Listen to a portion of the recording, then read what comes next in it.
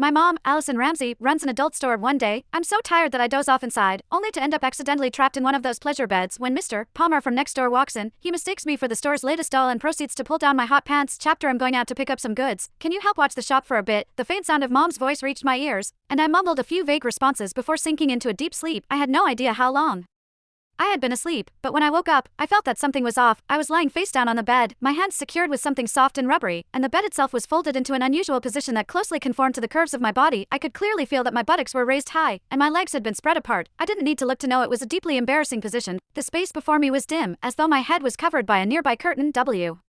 What was going on? A wave of panic set in. I struggled with all my strength against the restraints binding my hands, only to realize I couldn't break free at all. It finally dawned on me that my family ran an adult store, and this must be the new pleasure bed we'd recently ordered. The bed was equipped with mechanisms that could only be unlocked through external settings once triggered. I had been completely exhausted earlier, so I'd just crashed on a random bed in the storeroom without even noticing. It was the latest model of pleasure bed. I would usually sleep on my stomach and move around in my sleep, so I must have accidentally triggered the mechanism while dozing off, and now the single bed had locked my hands in place. The bed split into two below my waist, lifting my lower abdomen and hips and leaving my buttocks raised high. It was as if I was positioned for, what was I supposed to do now? I shouted a couple of times, but there was no response.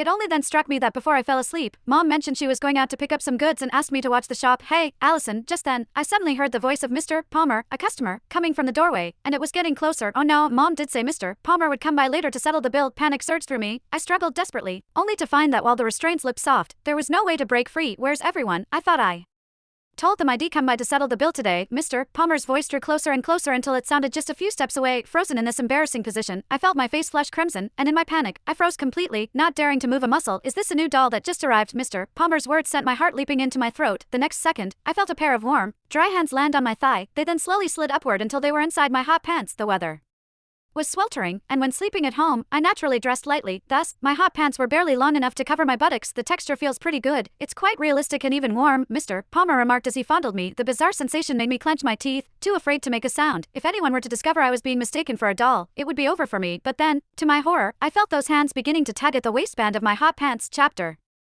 Hot pants were naturally very short, and for comfort while sleeping, I hadn't even fastened the waistband. In fact, they could practically be slipped off with just a gentle tug. I didn't expect it to feel so real. This new batch of dolls really is something else, Mr. Palmer said excitedly. He seemed to be leaning right over me from behind, and I could distinctly feel the warmth of his breath as he exhaled and spoke. My heart raced with a mix of panic and anger, yet I didn't dare move a muscle.